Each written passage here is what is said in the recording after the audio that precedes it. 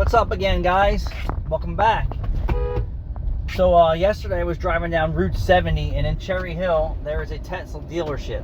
Mind you, their Tesla dealership is full of broken vehicles or cars with problems. Not only that, on a Saturday afternoon did I notice driving by, because they have a glass storefront, that there was many people who were intrigued over the Tesla product.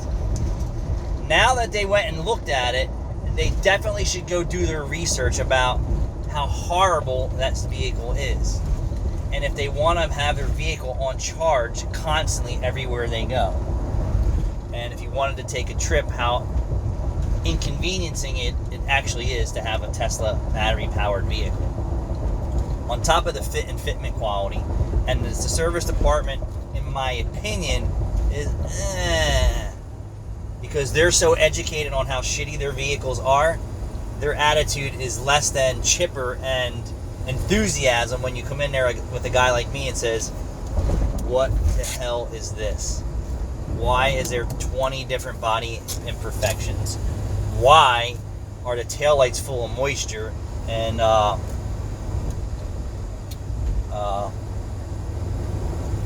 if in recent videos, if anyone has watched, Ford Master Tech Mavico, I got to figure out how to pronounce his name, with $6,500 taillights. Why do you think the taillights failed, people? Because with Tesla, it's normal to have water and moisture in your taillights. Liars. Why would you want to buy from a manufacturer who completely lies to their customer? They lie about it's normal to have water and moisture in your taillights, right? Which they don't guarantee this car forever. So, right, if they were going to guarantee this piece of shit forever, then you would say, okay, well, why would I buy this car? They lie about their taillights already, that it's normal to have moisture inside of them when it's not. When you know that taillight assemblies that get moisture in them fail prematurely and short out electrical parts and connectors on its way upstream, because moisture and corrosion and rust do move. So that's another reason. And then they lie about how many miles per battery it gets. I am proof enough to say that we are not getting, with our 2023 Tesla with 8,000 miles on it, that we've had for almost a year, 300 miles to battery life, because we're driving it in real world conditions. Tesla must not have ran it in real world conditions to prove their battery life standards. Standards, they lie. It's a big lie. You're being lied to. Same thing with these manufacturers that build these new cars today. They lie to you. Ford's all-electric truck is a big lie.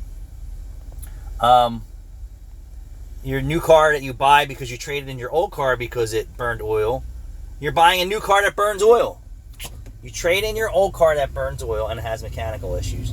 You buy a new car that burns oil, 0 miles you buy the car, it's burning oil within the first oil change. Within 30,000 miles, it could need a cylinder head because of carbon issues or stuck rings. And then you're buying electrical bugs and issues, only just to have modern amenities, or that new car smell. It's bad. It's bad. But this video is primarily about Tesla and how I call it your sheep being, cattle prodded through the field.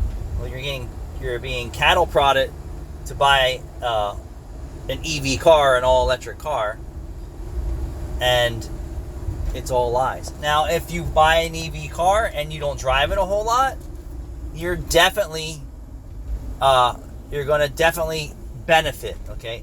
But if the car's sitting all the time, it does have parasitic load draw on the battery, and it will discharge over a period of time. So guess what that means? You are plugged into the grid constantly. You're always plugged in. Who wants to have their car plugged in everywhere they go? That sucks. Completely sucks. That's like you walking around with a colostomy bag when you don't need it.